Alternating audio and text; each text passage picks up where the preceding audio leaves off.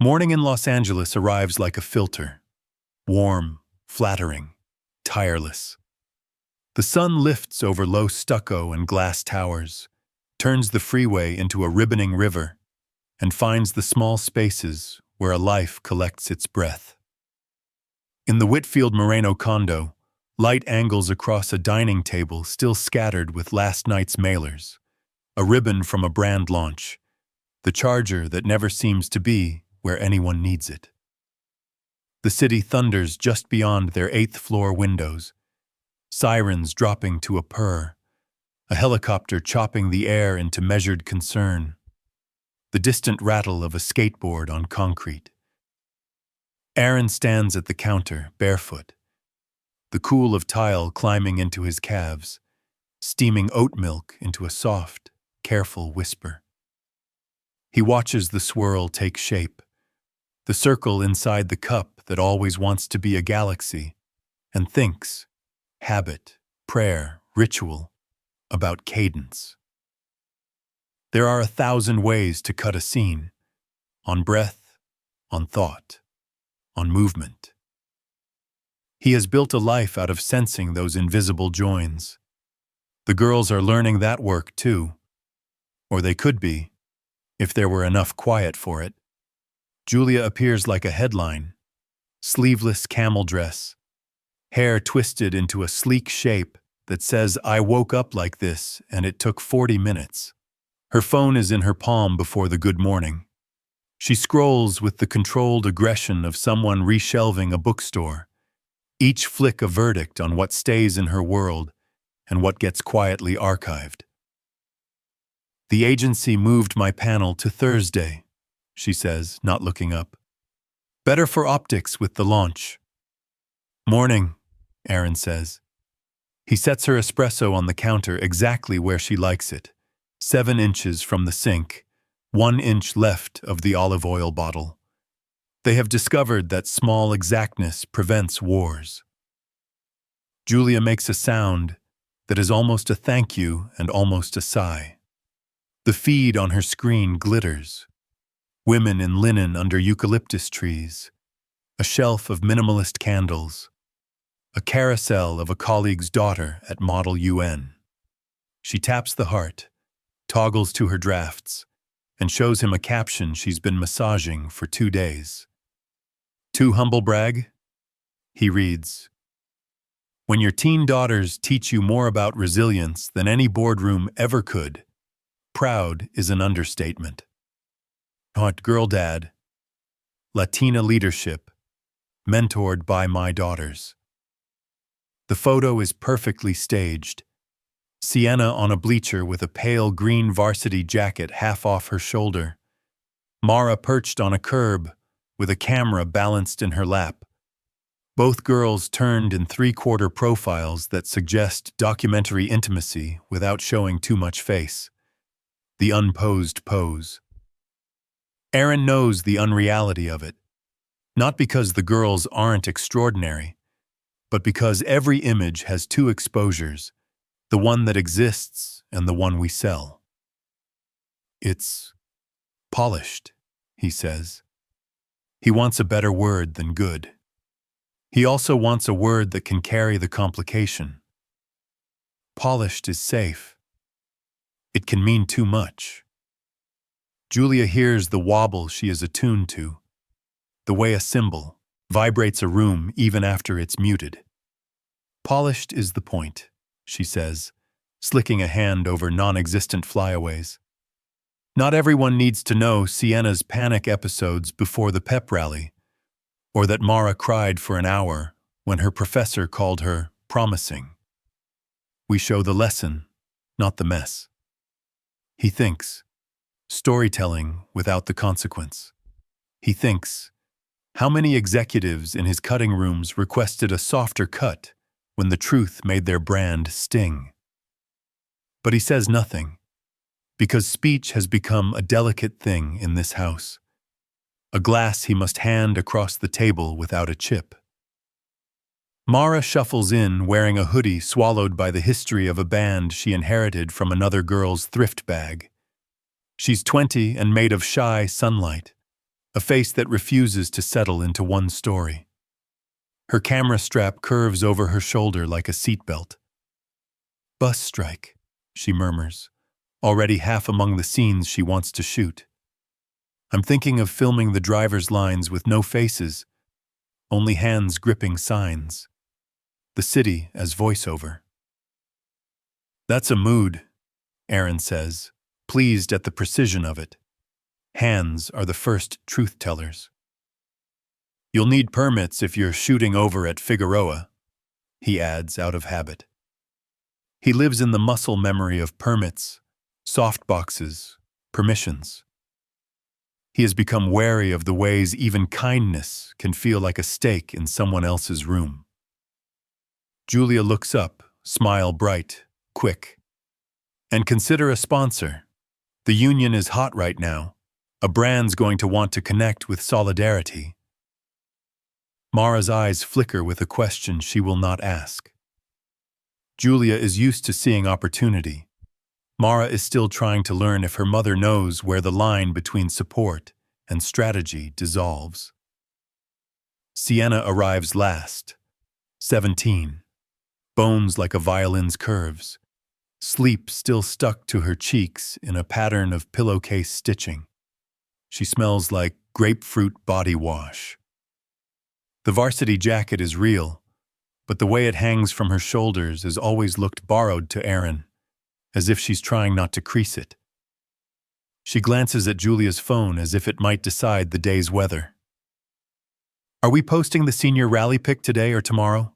she asks, voice small, deferential to an algorithm that will measure her. "Tomorrow," Julia says. "Tuesdays get more saves. Use the carousel, not a single, and write something about team and grit. People want grit they can forward." Aaron places a bowl of strawberries on the table, blue ceramic, a decade-old wedding gift that has survived 4 moves. "Eat first," he says. It's a sentence that used to be simple. In his mouth today, it sounds like dissent. They eat in a scatter. 1 strawberry, an email, a sip of coffee, a comment moderated, a backpack zipped. He watches the choreography. Julia in perpetual assertion, Mara assembling courage like a small machine, Sienna reading the air as if it were a contract. Family, performance, audience. By 9, he's on the 101. The convertible roof sealed against the sound. Billboards do what they do. Offer salvation in 30 feet. A streaming service advertises true love across 6 episodes. A nutrition bar promises to erase noon. He drives slow enough to let the city read him. At the post house in Culver City, the foyer smells like air conditioning and ambition. Editors in hoodies slide down hallways with the posture of swans. Assistants wear headphones like halos. On the screen in Color Bay B, his team is finishing a car chase that looks like a ballet of light and sound. He can make anything urgent. He can make anything beautiful. He cannot, lately, make anything quiet. "Morning, Maestro," calls Tom, an assistant whose hair is never dry. Client wants less realism, more aspiration on the breakup scene. Her note says, "We need this to feel like growth, not divorce." "Growth," Aaron repeats, and the word tastes like the pith of a citrus. He adjusts levels, pulls warmth into skin without flattening pores, lengthens a breath by 3 frames to coax tenderness where there was none. He can always find the beat that suggests grace.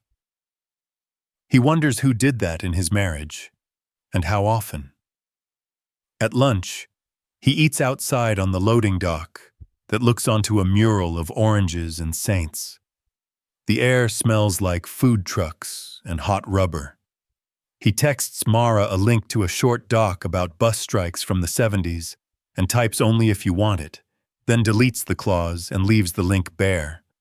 He texts Sienna a photo of the mural's corner where the paint has peeled to reveal another painting underneath. An older saint. a different orange. Layers, he writes. She hearts it and adds a single, careful, pretty. Julia texts a screenshot.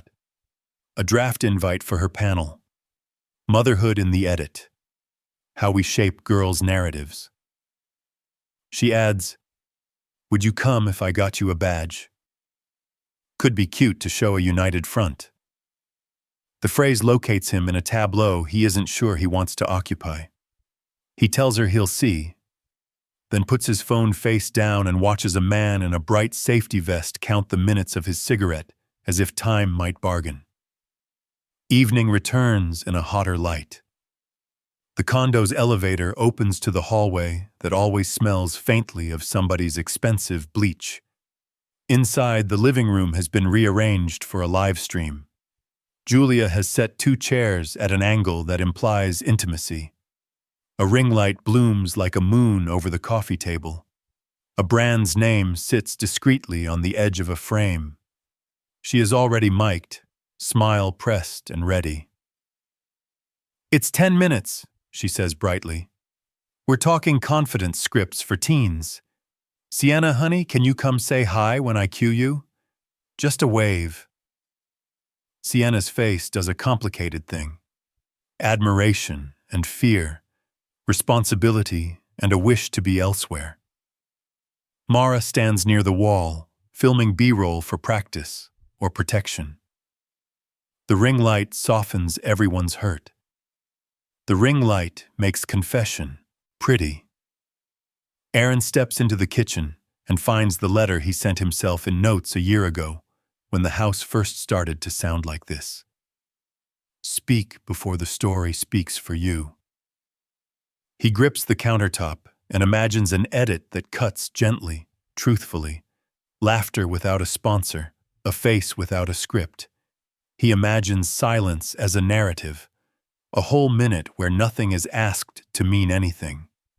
He senses, more than knows, that the house is reaching the limit of what it can stage. Julia's voice floats over the dividing wall, warm and lacquered. We're live, she says. I'm here with 2 daughters who teach me every day. The camera lens is a small, patient eye. Aaron watches the light bloom and bend. He wonders, as the chat bubbles with hearts and advice, how much of love is knowing when to dim the ring and let the room be as it is, uneven, flickering, real. He wonders how to steady a family that is beautiful on camera and breathless off it, and whether steadiness, in this city of polished surfaces, is the one thing you can't sell. The cracks began invisibly, the way hairline fractures bloom inside glass, silent, perfect to the eye, fatal in time. It was late August, a week of dry heat that made the air in Los Angeles feel coated with static.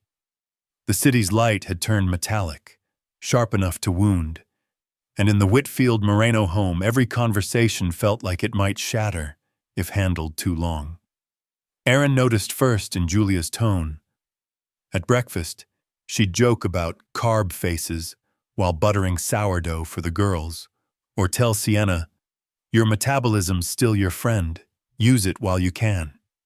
She said it with affection, or something close enough to it that most people wouldn't flinch.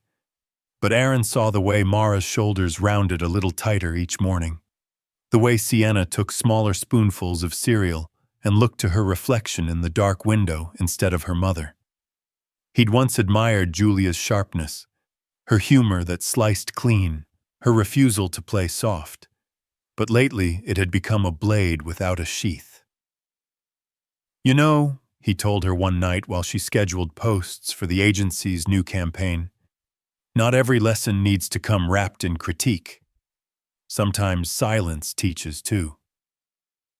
Julia didn't look up from her laptop. You're saying I shouldn't hold them accountable? I'm saying accountability doesn't have to sound like shame, he said quietly. They already have the internet telling them they're not enough. Her fingers hovered above the keyboard. Aaron, she said, exhaling, You grew up in a house where nobody said anything.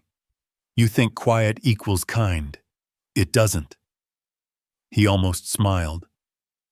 And you grew up in a house where everything was said to hurt. So you think noise equals truth. The space between them turned electric. For a moment, even the hum of the refrigerator seemed to step back. That weekend, Julia posted a photo from Sienna's cross-country meet. The girl mid-stride, hair flying, mouth open in effort. The caption read, "Perfection is a myth, but discipline isn't." Some of us forget that at 16. The comments filled with praise about tough love parenting and raising strong daughters. But Erin saw Sienna's face when she saw it. How she blinked twice, forced a smile, and said, "It's fine, Mom. People post worse." Then she deleted her own recent picture, one where her thighs weren't hidden by motion. That night, Erin sat beside Julia on the couch, laptop light flickering between them. "You could have posted a photo that celebrated her without undercutting her," he said carefully. "That caption reads like a press release, not a parent." Julia looked at him with the precise, surgical calm she used in boardrooms. "You're reading hostility where there's strategy," she said. "Engagement rises with honesty." "Honesty?" He leaned back, feeling the couch sigh beneath him. "Or humiliation that masquerades as authenticity?" Her voice sharpened. "You think I'm humiliating my own child? I think you're performing motherhood for people who don't live in this house." Julia shut the laptop. The sound was small, but it reverberated.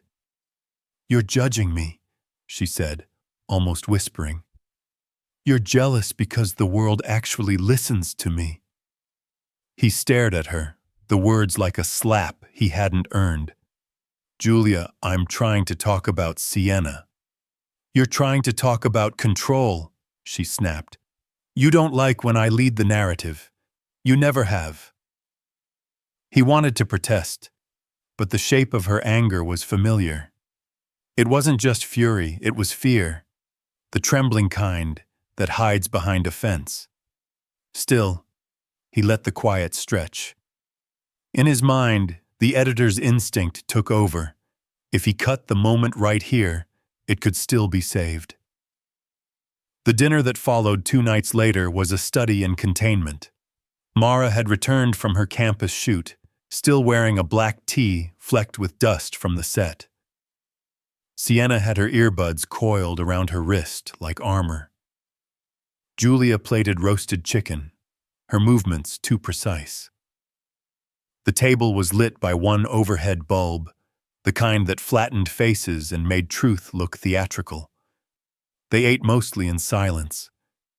The television murmured from the other room, a commercial about family insurance, laughter engineered to sound spontaneous. Erin glanced at the girls, then at Julia, and said softly, "We can talk about anything tonight, just not each other's flaws." Julia looked up sharply. "Meaning what?" He met her gaze. "Meaning maybe we all need softer language. The world's already loud." The pause that followed felt bottomless. Sienna's fork paused mid-air. Mara's eyes went to the table grain, following the veins like escape routes. Julia's lips pressed into a curve that wasn't quite a smile. "Softer language," she repeated. "You mean censorship?" "No," Erin said. "I mean mercy." Julia laughed once, bitter and short. Spoken like a man who's never had to be taken seriously in a room full of sharks. "Maybe," he said. "But I've seen what happens when the water turns red." The air thickened. Outside, a police siren passed, its wail bending through the open window and fading into something almost melodic. Inside, Julia's face hardened, then cracked just enough to reveal the exhaustion underneath. "You think I'm cruel," she said. You think I'm my mother." He wanted to reach for her hand, to bridge the distance before it turned into something permanent. "I think you're afraid of raising daughters who get hurt," he said quietly. "But you're hurting them first, so nobody else can." Her eyes glistened, not with tears, but with something sharper, almost reflective, like the surface of a mirror she didn't want to see herself in. "Don't psychoanalyze me, Aaron. You cut film, not people." He almost smiled again, though nothing was funny. "Sometimes they're the same thing." Julia stood, chair scraping the floor. "Dinner's over," she said. "I have an early call." She walked to the sink and began rinsing plates that were already clean, water running too hot. The girls retreated wordlessly. Mara upstairs to edit her footage. Sienna to her room where the light from her phone would stay on past midnight. Aaron remained, staring at the table as condensation from his glass pooled into a perfect circle. He thought of all the things that had once filled their home. The laughter. The noise of girls who hadn't yet learned to measure themselves against expectation. He thought of Julia's laugh in the early years, how it used to arrive unannounced and unfiltered. Now every sound in the apartment was curated. Even their silences had become content-ready. When the last cabinet door clicked shut, Julia turned to him. "You always think you're the only one who sees clearly," she said. "But you see through people, not into them." He didn't answer. Because maybe she was right. Because maybe clarity was its own kind of cruelty. Because maybe seeing everything too sharply left no room for grace. The next morning, Julia posted a photo of the dinner table. Candles, dishes, wine untouched. The caption read, "Even the imperfect nights feed us." Family in progress. Within an hour, it had 500 likes. Aaron watched the numbers climb, each one a silent applause for a version of them that didn't exist. And somewhere between the scroll and the sigh, he felt it again.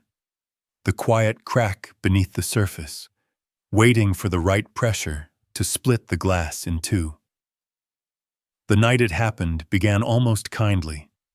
A marine layer rolled in over Los Angeles, muting the city's glare into a soft bruise of light. Aaron was home early for once, his edit sessions finished before midnight. The apartment smelled faintly of sage and burned garlic. Sienna had tried to cook pasta, oversalted it, laughed, and left the pot in the sink like an unfinished thought.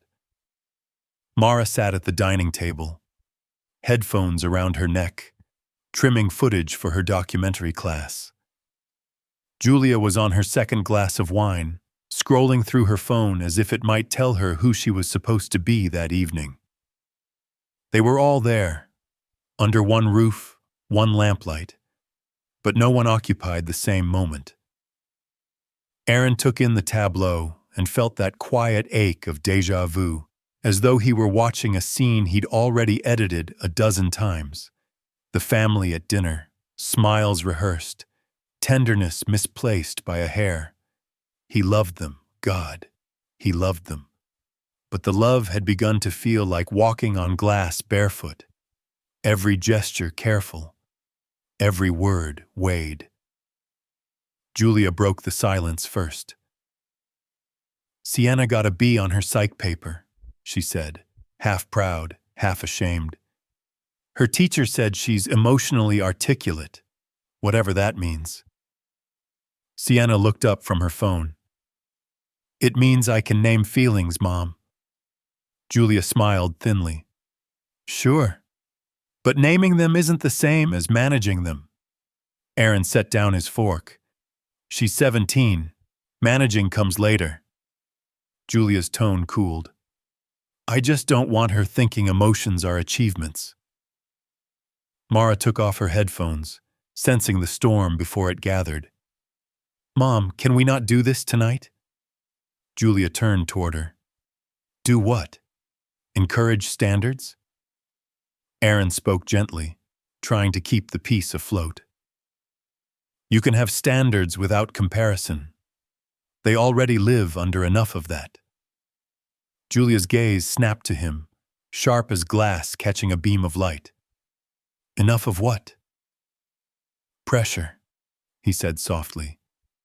"From school, from screens, from me," she cut in. He hesitated, then nodded. "Sometimes, yes." The pause was long enough to taste. Julia laughed, that brittle laugh he'd come to dread, the one that sounded like breaking porcelain. "You think I'm the problem? You, of all people?" "I didn't say that." "You didn't have to," she said, voice rising. "You're always implying that I'm toxic, that everything I say is trauma reincarnated." "Julia," he said, calm but firm, "I'm asking for gentleness, not confession." "Gentleness?" She stood, the chair legs scraping the floor. "You don't get to lecture me about gentleness. You spend your life cutting people's words to make them palatable. You don't fix reality, you airbrush it." "I try to make things honest," he said. "Honest?" She laughed again, too loud now. "You edit pain until it gets applause. You think that's honesty?" The girls sat frozen, Mara's lips pressed together, Sienna's eyes wide and wet. The air was heavy with something old, something inherited. Aaron took a slow breath. "This isn't about me, Julia. It's about how we talk to them, how you talk to them." And that's when it came, the sentence that broke the room. "Stop comparing my daughters to you." The words landed like glass dropped in a quiet cathedral. Even the refrigerator paused before humming again. Aaron stared at her, the syllables echoing through him. It took a full breath to understand what she'd said, and what she hadn't. He wasn't comparing the girls to himself. He'd been comparing Julia's behavior to the ghosts she refused to name. The same sharp-tongued mother who'd called her fat at 12, who'd measured worth in posture and tone, who'd made apology a foreign language. But Julia had twisted the mirror outward, as if the act of seeing her was itself a violation. Something inside him went still. It wasn't anger that arrived. It was clarity, the dangerous kind, the kind that rearranges you without noise. He looked at her one last time. Her breathing was shallow, eyes bright with the heat of someone who expects a fight and is terrified not to get one. "I'm not your enemy," he said quietly. "Then stop acting like one," she shot back. "I'm just tired of watching love become a performance," he said. "I'm tired of pretending that fear is discipline." Julia opened her mouth, but no words came. The silence after that was enormous. Even the girls didn't move. Aaron stood, slow and deliberate. He crossed to his desk in the corner, pulled a piece of stationery from a drawer, and began to write. His pen moved without hesitation, like he'd rehearsed this scene in some private version of the future. The letter was short. "Julia, I love you. But I can't stay in a house where care sounds like criticism and truth sounds like betrayal. This isn't punishment. It's preservation. I'll be at the sublet on Wilcox for a while. Tell the girls this isn't their fault. Please don't turn this into content." He folded it, left it beside her phone on the marble counter, an altar of glass and silence, and walked toward the door. "Where are you going?" she asked, her voice small now, almost childlike. "For air," he said. The door closed softly behind him, no slam, no spectacle. The lock clicked like the quietest full stop in the world. Inside, Julia stood still, the letter untouched, the girls motionless. The air felt rearranged, heavier, as though someone had shifted the house a few inches off its foundation. Sienna began to cry first, soundless, shoulders trembling. Mara wrapped an arm around her and whispered something that didn't reach Julia's ears. The pasta pot still sat in the sink, its surface now clouded, forgotten. Julia picked up the letter but didn't unfold it. Her hands shook. The words she'd said replayed in her head. "Stop comparing my daughters to you." And suddenly, they didn't sound like defense. They sounded like inheritance, a sentence she'd once heard from her own mother. The house fell into quiet disarray. A chair off-angle, a half-drunk glass of wine, the hum of the fridge marking time. In the hallway, Aaron's footsteps faded, steady, unhurried, as if he knew there was no need to rush what was already over. The city outside kept moving, cars threading through the silver fog, neon flickering on billboards that promised healing, connection, renewal. Inside, 3 women sat in the stillness he left behind, surrounded by the echo of one sentence that no one would ever unhear. The week after Aaron left, the world did not stop for grief. Los Angeles was built to outshine absence. The billboards still gleamed, the coffee still steamed, the air still smelled faintly of ambition. Julia returned to her office 3 days later, red eyes disguised by tinted lenses, voice brightened into something rehearsed. The agency's glass doors opened with the same hush they always had, and her assistant, too polite, too young, pretended not to notice the silence that trailed behind her. Julia sat at her desk, facing the panoramic view of Wilshire Boulevard, and began to rebuild the story. That was what she did best: reframe, rebrand, redirect. Her marriage had become a case study in optics. When colleagues asked about Aaron's absence, she smiled faintly, a portrait of the dignified woman who'd had to set boundaries with a partner who didn't support her daughter's success.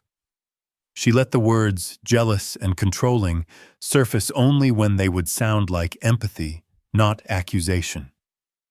"He's a good man," she'd say softly, "just threatened by my independence." The story worked. It always did. By the end of the week, her boss was calling her a model of balance, and one of the agency's lifestyle clients invited her to speak on a podcast about empowered parenting through transition. Julia said yes, of course. There was comfort in narrating pain before anyone else could name it. But the house told a different story. Mara stopped answering her mother's texts. She stayed at campus longer, slept in editing suites, wrapped herself in the hum of machines that obeyed her commands. The brand video she and Julia had planned, a mother-daughter campaign for a wellness company, was now on hold. Julia left voicemails, gentle at first, then sharp. "You're being unprofessional, Mara. We have contracts. This isn't personal." But it was, and Mara knew it. She'd seen the way Julia framed Aaron online. When a woman grows, some men shrink.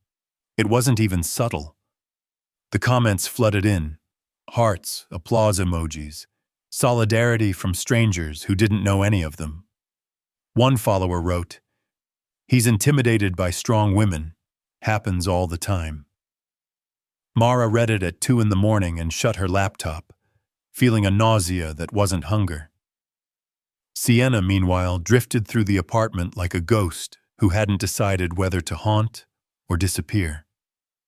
She'd started therapy on the advice of her school counselor, a woman with kind hands and soft shoes who said, Sometimes, anxiety just needs language. Sienna agreed because she had run out of places to hide her trembling.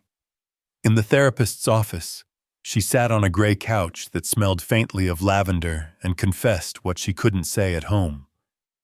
"It's like being watched," she said. "Not by anyone bad, just by expectation. Like I'm performing daughterhood, and if I stop smiling, the whole room sighs." The therapist nodded. "Whose room?" "My mom's," Sienna whispered. "And sometimes the internet's. Same thing, really." She talked about the photo captions that turned her into inspiration, about the pep rallies that made her shake under her uniform, about how she'd stopped eating breakfast because it gave her one less thing to control. "My dad used to make me pancakes on Sundays," she added softly. "Now we just have posts." The therapist asked if she missed him. "Yes," Sienna said, then quieter. "But I also miss me." Julia, unaware, was busy crafting a new partnership, a parenting series sponsored by a skincare brand. The campaign pitch read, "From breakdown to breakthrough: how Julia Moreno rebuilt after walking away from toxicity." The irony was so complete, it almost felt like honesty. She told her social media manager to schedule the announcement for Monday. On Sunday night, Mara came home briefly to collect hard drives. Julia seized the moment like a producer spotting a good shot. "Mara," she said, following her into the kitchen, "we need to talk about the campaign." "There is no campaign," Mara said flatly. Julia forced a smile. "Don't be dramatic. This is visibility for you. For both of us." "I don't want visibility," Mara said, turning. "I want truth." "Truth is perception," Julia countered. "No," Mara said, voice trembling. "Truth is what happens after perception collapses." The words hit harder than she intended. Julia froze, blinking, as if her daughter had just spoken in a dialect she'd forgotten she once knew. "Mara, this is what your father does," Julia said finally. "He twists everything into critique. You're starting to sound like him." "Maybe he was just paying attention," Mara said, and walked out with her drives clutched like evidence. That night, Julia sat alone at the dining table. The glow from her phone illuminated the same letter Aaron had left. Still folded, never opened. She scrolled through her notifications. Congratulatory messages, reposts of her quotes, invitations to speak. Every ping was a form of applause. But applause, she realized, could drown out anything, including remorse. She opened her camera roll. The last photo of Aaron was from a barbecue in June. He wasn't smiling for the lens. He was looking at Sienna, adjusting the light on her face with his hand, as if shielding her from glare. The tenderness of the gesture startled her now. It was so uncurated, so human. She hadn't posted it then because it looked too raw. The phone buzzed again, a DM from a colleague. "Your story today? Powerful. We all need to see strong women walking away." Julia typed back, "Thank you. Still finding my balance." But when she hit send, her hands trembled. The message blurred. The echo of her own words, walking away, rang hollow. She wondered what it meant to walk away when you'd been the one pushing people out. In the quiet beyond the screen, Sienna was in her room, breathing through a panic attack that came like an uninvited song. She counted her breaths the way her therapist taught her, 5 in, 5 out, and imagined her father's steady voice saying, "You don't have to earn calm. It's already yours." In another part of the city, Aaron sat in his rented sublet, staring at the glow of the same feed that now cast Julia as heroine and him as ghost. He didn't scroll long. He shut the app, let the room go dark, and whispered a small prayer, not for her, not yet, but for the girls, whose stories were still being written, even as their mother tried to sell the headline. By midnight, the apartment on Wilshire was quiet again, except for the faint hum of Julia's phone charging beside the unopened letter. On its screen, her own reflection hovered for a moment before fading into black. The first whisper reached Aaron through omission, people pausing before saying her name, eyes darting toward their phones. He'd been back at the studio for 3 weeks, living between color grades and half-finished dinners, when a colleague forwarded him a link without comment. A gossip blog, minor but eager, had published screenshots, text threads between Julia and her boss, Mark Langford, tagged as mentorship or more. The messages were careful, too careful. Compliments that hid in corporate language, meeting invites threaded with late-night timestamps, emojis that pretended to be neutral. Can't sleep, thinking about tomorrow's pitch. You're the only one who keeps me grounded. You should have been on that panel with me, would have made it more bearable.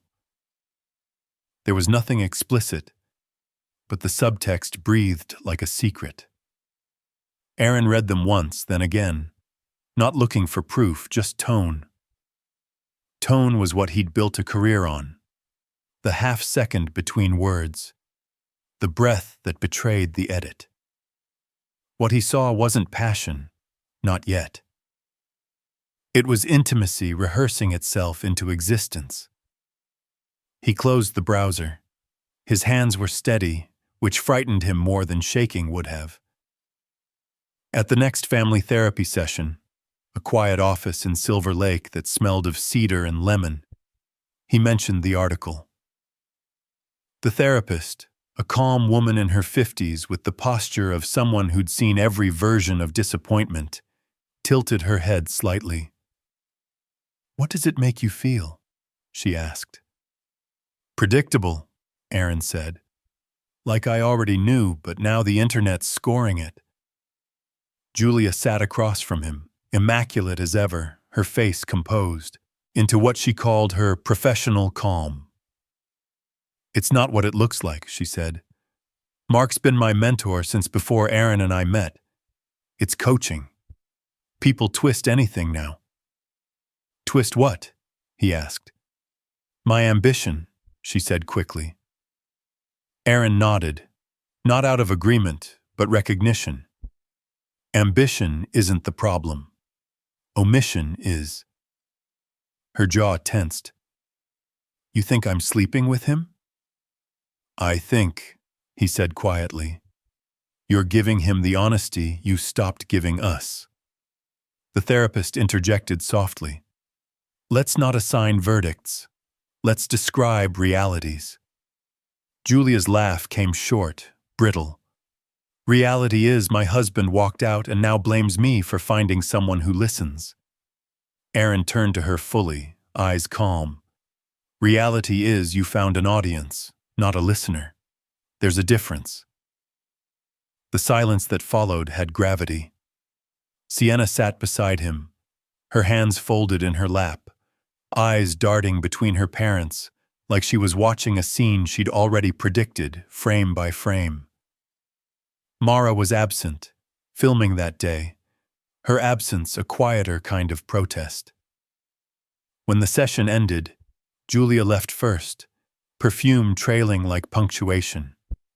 The therapist waited until the door shut, then said gently, "You don't need to win the narrative, Aaron. You need to survive it." That night, he opened his laptop, not to respond, not to defend, but to record. Folders, dates, summaries. Not a rebuttal, just a ledger of truth. He wrote everything that had happened since the dinner, the sentence, the letter. He attached no anger, only detail. It was something he'd learned from years in editing. You can't argue with footage, only with how it's cut. Outside, the city glowed under smog and LED haze, pretending to be permanent. He heard laughter from the neighboring unit. A couple watching TV, maybe, or still learning to forgive each other for smaller crimes. He wondered when love had turned into an archive project. Meanwhile, Julia's world spun faster.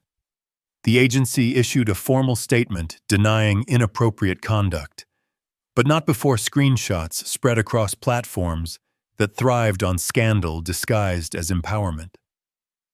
Her inbox filled with sympathy and subtle distance. Clients postponed meetings.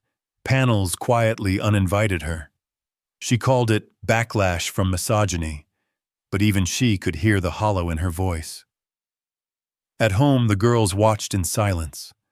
Mara scrolled through comments until she couldn't breathe, seeing strangers turn their mother into content and their father into rumor. Sienna deleted her social media entirely. "I can't stand people deciding who's good," she told Aaron during one of their short calls. He told her she didn't have to decide either. She only had to rest. Julia tried to call him one night. No pretext. Just his name in her throat. "I didn't mean for it to become this," she said when he answered. "I know," he replied. "Then why won't you? Tell them that?" "Because I'm not part of your crisis management team," he said. "I'm part of what's left of the truth." She went silent, and he almost softened. Almost. But the quiet on the line was full of too many echoes. Old laughter, late-night edits, shared toothbrushes, the sound of something once alive decaying into PR. He hung up first. Weeks passed. The story burned bright, then dulled, replaced by the next scandal. Los Angeles moved on the way it always did, with appetite, not memory. But inside each of them, the ash lingered. In the sublet, Aaron began therapy on his own. The room was smaller than Julia's, humbler. His therapist, a black man with tired eyes and a voice that didn't rise even when truth stung, asked him why he stayed in the city that held so much noise. "Because my daughters are here," Aaron said. "And because noise is easier to measure than emptiness." He talked about boundaries, about the guilt of leaving without rage, about the strange relief of no longer being misunderstood daily. He didn't mention Julia by name after the third session. She became the narrative, something to reference, not inhabit. In one session, he said, "I don't want revenge. I just want silence to stop feeling like punishment." The therapist nodded slowly. "Then make it practice," he said, "not punishment. Sit in it until it turns into peace." So Aaron did. Each night, after editing jobs that paid enough to sustain but not distract, he'd sit by the window, notebook open, listing small mercies, the hum of traffic, the smell of cut grass from the complex courtyard, Sienna's text that said simply, "I'm breathing better today." He didn't block Julia online. He didn't read the comments. He didn't counter her story. Because some lies, he understood now, collapse under their own weight. And truth, quiet, patient, unadvertised, was a kind of long game. By the time autumn rolled in and the city cooled, the gossip had died. But the echoes remained. In Julia's inbox, in the girl's eyes, in the way Aaron now paused before trusting comfort. The receipts existed, yes, but they were not proof of betrayal as much as evidence of distance, of how two people could live inside the same frame and never see the same light. He looked out the window one night and saw his reflection overlaid with the skyline. His own face merged with 100 apartment windows full of strangers. Each window flickered, showing some version of love still trying to survive itself. And Aaron, for the first time in months, didn't feel alone in the quiet. The room where they met was small, deliberately so. Neutral carpet, soft gray walls, no corners sharp enough to wound. A single ficus drooped near the window, its leaves catching the low afternoon light. The plaque outside read, "Family Systems, Private Mediation Room C." Inside, the air held that faint scent of chamomile and printer ink that seems to belong to every space, where truth is supposed to happen gently.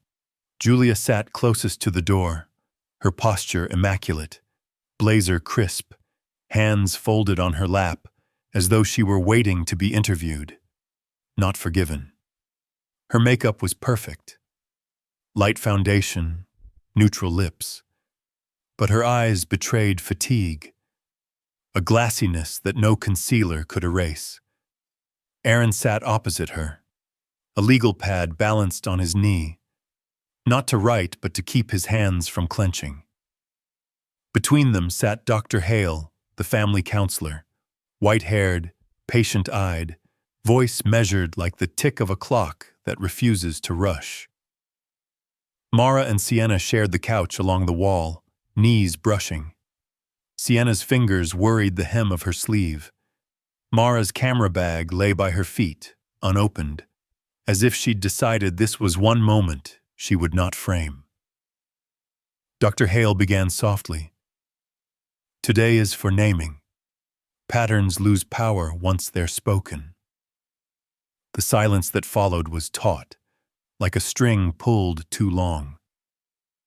Aaron felt the air vibrate with unsaid things. Julia crossed one leg over the other, the rustle of fabric the only sound she could control. Mara broke first. She reached into her tote and took out a thin, spiral-bound notebook.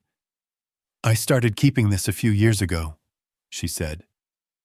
Her voice was steady, but her hands shook slightly. "It wasn't meant to be against anyone. I just needed proof of what I felt." Julia exhaled, too fast.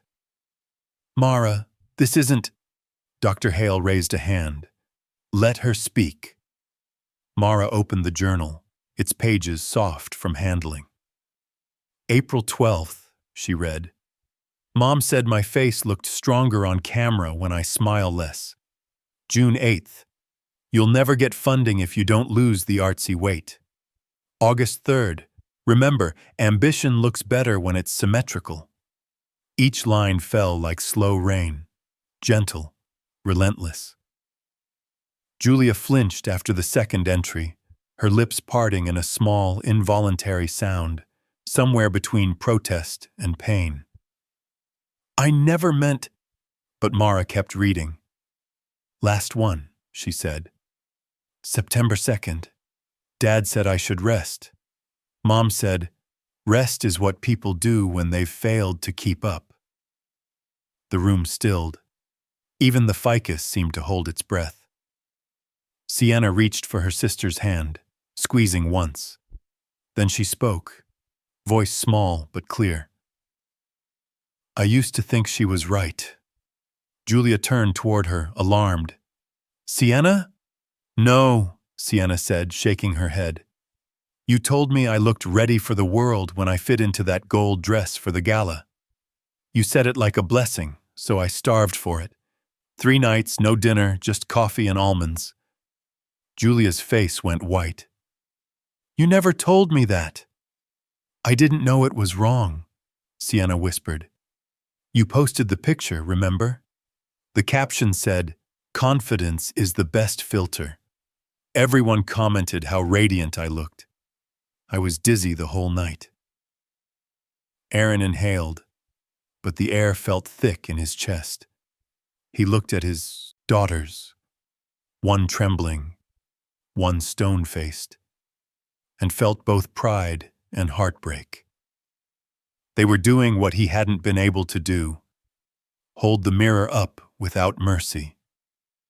Dr. Hale nodded slowly, taking notes. Julia, he said gently, what do you hear when your daughters speak? Julia blinked hard, swallowing. That I failed them? No, Dr. Hale said. That you feared something. Her brow furrowed. Feared what? He leaned forward slightly. Your own reflection.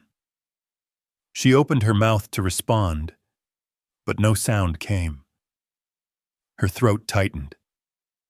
He continued. When Aaron compared behaviors, you heard comparisons to worth. But the real comparison was internal. You've been fighting with the woman your mother trained you to be, and losing by becoming her. The words landed softly, but Julia recoiled as if struck. Her composure cracked finally. Tears rose, then fell, silent, unperformed. She pressed her palms against her knees as if to anchor herself. I thought I was protecting them, she said, voice shaking. I thought if I kept them polished, no one could use them the way the world used me. Aaron's voice came low, almost reverent. You polished them until they disappeared. Julia looked at him, really looked, and in his face she saw not accusation, but fatigue that had aged into something gentler, grief without demand. I was so sure, she whispered, so sure that love meant preparation. Love means presence, Dr. Hale said, and presence doesn't need an audience. The words lingered in the room, soft but weighted, the kind that stayed long after everyone left. Sienna leaned forward, her eyes wet but unblinking. Mom, she said, we don't need you to be perfect. We just need you to stop turning us into proof. Julia's shoulders slumped, a slow surrender. I don't know how to stop, she admitted. Dr. Hale smiled gently. That's the first honest sentence of healing. Outside, a wind brushed the windows, carrying the faint hum of traffic, the city unaware of this small reckoning unfolding in a rented office. Aaron exhaled for what felt like the first time in months. Mara closed her notebook, the sound small, final. The session ended without hugs, without promises, just quiet. But as they filed out, something imperceptible had shifted. The silence was no longer brittle. It was space. In the parking lot, the light had softened to gold. Julia stood beside her car, uncertain, eyes red but clearer. Aaron approached, stopping a few feet away. Thank you, she said, the words trembling. He nodded once. For what?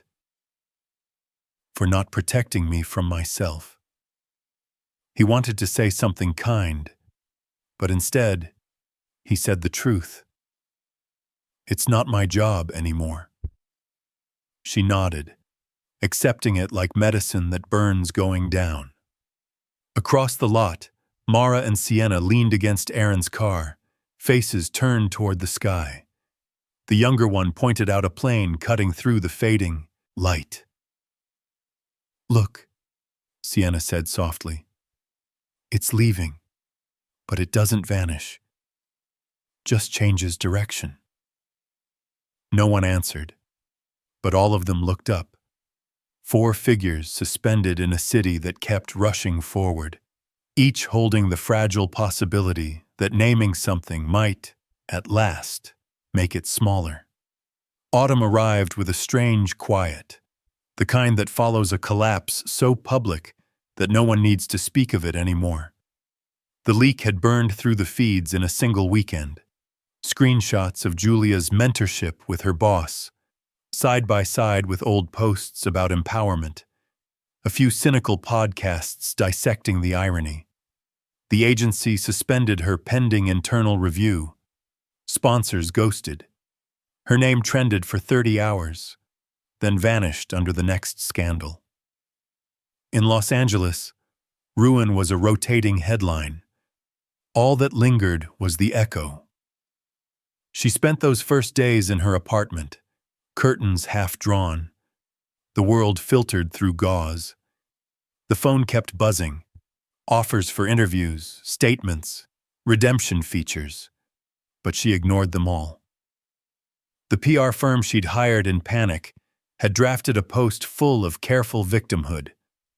Women in power are often misread for simply being human. She never sent it. Every sentence felt like makeup applied to a wound that needed air. Instead, she began hearing another voice. Not the public one, not the curated self, but her mother's. It came through the walls of memory, sharp and familiar. Don't let them see you weak, Julia. Weak women get devoured. The same voice that had taught her to stand straighter, smile thinner, never eat dessert in front of men. The voice that had once slapped her hand away from crying over a broken friendship. Tears make you look untrained.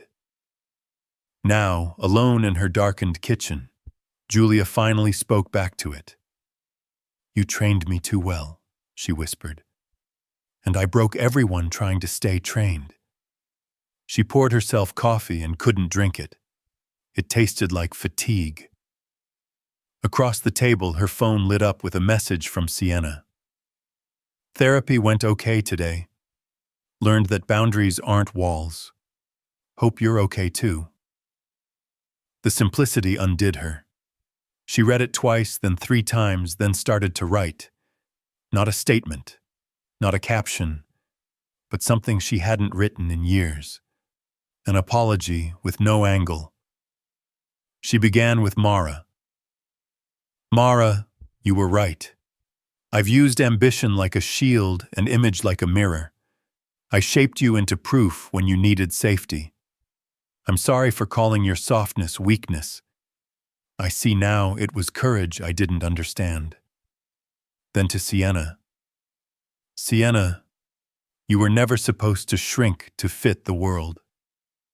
I mistook fear for preparation and control for love. The photo from the gala. I can't delete what's out there, but I can stop building my worth on how we look in other people's eyes. You owe me nothing, but I'm trying to unlearn what hurt you. She printed both letters by hand, folded them with the neatness of ritual, and left them at Aaron's sublet mailbox. No note attached, just envelopes with their names. Later that evening, she called her lawyer. I want a clean separation, she said. No publicity, no statement. The lawyer hesitated. Julia, if you go quiet, people will write their own version. You might want to control the narrative. I've controlled enough narratives, she said, her voice steady. I just want the truth to stop needing an audience. The documents arrived the following week. Straightforward, mercifully dull. No accusations, no disputes over property, only language about custody and privacy. She reread Aaron's small additions, clauses about the girl's online exposure, joint approval for media usage. He'd thought ahead, as he always did. It was both infuriating and tender. When they met to sign, it was in a small office downtown. The kind with framed degrees and humming fluorescent lights that flattened everyone into the same weary shade. Aaron arrived in a gray shirt, sleeves rolled up, eyes calm but distant. He nodded hello. She mirrored it, the choreography of 2 people who once knew each other's breathing. The lawyer left them alone for a moment to review the final pages. Silence pooled. I read the girl's letters, Aaron said softly. Julia's throat tightened. Did they say anything? They didn't need to, he said. Mara showed up to dinner with me and actually ate. Sienna talked about college plans without apologizing for them. That's enough. Julia looked down, tracing the grain of the table. You were right about me, she said. About how I use people to prove I'm not my mother. He didn't flinch. It's what you were taught. But you can stop teaching it. She looked up, searching his face. Do you believe people change? He thought for a moment. Not overnight, but sometimes they stop performing long enough to notice who's watching. That's the beginning. The lawyer returned, papers in hand. They signed quietly, pens scratching like insects in the stillness. When it was done, Aaron slid the folder back across the table.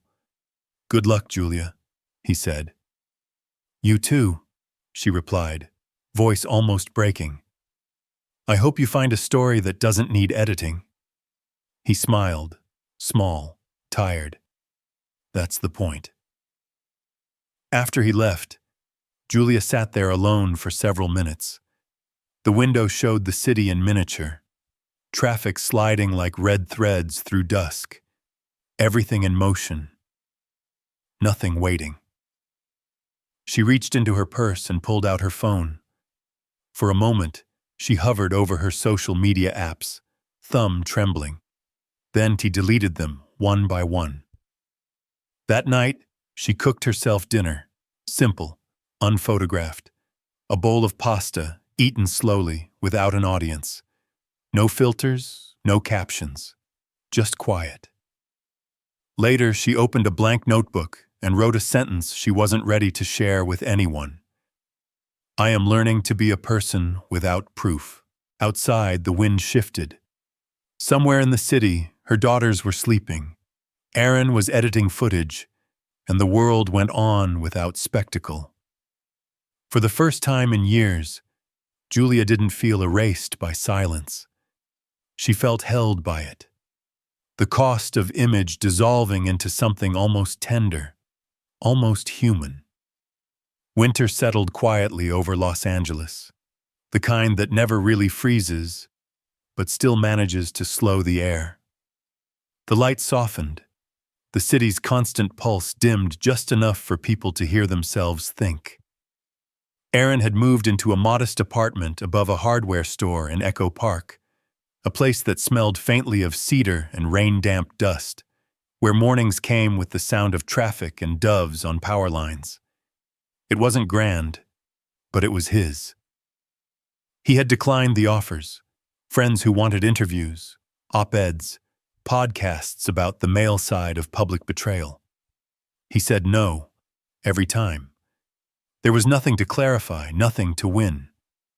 He chose instead what his therapist called the maintenance of boundaries, co-parenting in its plainest form, privacy, therapy, routine. He and Julia exchanged schedules, discussed school logistics, medical updates, nothing more.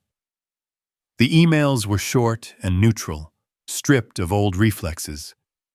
And somehow, that absence of performance felt like a kind of peace. On Sundays, he met Mara and Sienna for breakfast at a small diner near the reservoir. No ring lights, no staged candids, just the three of them in a corner booth with chipped mugs and the smell of maple syrup. Mara brought her camera sometimes, but she never took it out. She said she was learning to look without needing to capture. Her short film had been accepted into a local festival, not the big one she'd once dreamed of, but something intimate, earnest, built by people who still believed art could heal. Sienna, in her quiet way, was softening too.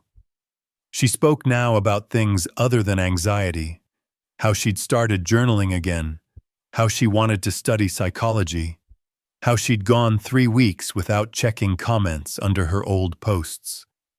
She was learning, as her therapist had said, to live without performing daughterhood. Aaron listened mostly. He'd learned that fatherhood wasn't instruction. It was witness. Sometimes, as they talked, He would catch glimpses of Julia in their expressions, a tilt of the chin, a flicker of wit. It no longer hurt. It reminded him that love, once honest, leaves a residue that's not all pain. Julia was working again, though in a different capacity. The agency had quietly released her after the scandal, but she'd started freelancing, consulting for smaller nonprofits, mentoring younger women without the pageantry. She no longer posted about it. In therapy, she'd called it the slow repair, a phrase Aaron found himself repeating in his head, as if it belonged to both of them. Her apartment was still the same one they'd shared, though it looked different now. Bare shelves, fewer awards, the ring light gone. She'd replaced it with a small lamp that cast softer, more forgiving light. In the evenings, she attended group sessions for women navigating shame, sat among strangers who called her Jules without knowing her resume. It was the first time she'd ever introduced herself without credentials attached. Once a month, she and Aaron met for what they called the logistics dinner, public, quiet, neutral ground. A small cafe in Silver Lake, half-lit, where conversations stayed factual. Tuition, appointments, therapy bills. But sometimes silence filled the gaps, the kind of silence that used to feel dangerous. Now it felt like shared understanding. On one such evening, she slid an envelope across the table. "It's not official," she said. "Just something I wrote." He opened it later, back home. It wasn't an apology. Those had already been given. It was a single page, handwritten. "Thank you for walking away instead of exploding. You left a door I could still walk through, just not toward you, but toward myself." He folded it carefully, not out of sentimentality, but out of respect for what it had cost her to write. By spring, the girls had both moved into new rhythms. Mara was working part-time at a documentary co-op downtown, filming stories of everyday resilience. Sienna started volunteering at a youth clinic, sitting with younger girls who thought beauty was a currency. She never mentioned her mother online again, but she called her often. Small calls, practical ones. Healing had become ordinary, unpublicized. Aaron spent his evenings editing small projects and teaching a free night class in post-production at a community center. He liked the quiet symmetry of it, teaching strangers to piece fragments into coherence. Sometimes, after class, he'd walk past a mural painted by local artists, two figures standing apart, divided by a glowing gate, not a bridge. Beneath it, someone had scrawled in small letters, "Boundaries can be beautiful." He thought of Julia, of their daughters, of the city that had chewed through their story and spit out only fragments. He thought of the difference between spectacle and dignity, the way one consumed light and the other created it. One evening, as the sun dropped behind the skyline, Mara called to say her film had won a local award. She didn't post it. She just told him over the phone, voice bright and trembling. "It's small, Dad, but it feels real." "It's supposed to," he said. "That's how you know it's yours." After the call, he sat by the window with a mug of cooling coffee and watched the streetlights blink on. The world outside glowed like a city remade by its own restraint. He thought of all they had survived, not as a family reuniting, but as people learning to stop mistaking damage for depth. Julia's last message arrived that night, a short text that said simply, "We did okay, didn't we?" He typed back, "We learned enough. No more, no less." Outside, the wind carried the faint scent of jasmine. Somewhere, a train's horn echoed across the valley, one long note that sounded almost like release. Aaron closed the curtains, leaving the night to its quiet work. There would be no final scene, no reconciliation photo, no arc neatly tied, just the slow, honest movement of lives turning inward, toward steadiness. The story did not end with a bridge back to what broke. It ended with a gate, one that opened outward, into solitude, into dignity, into peace that asked for nothing but truth.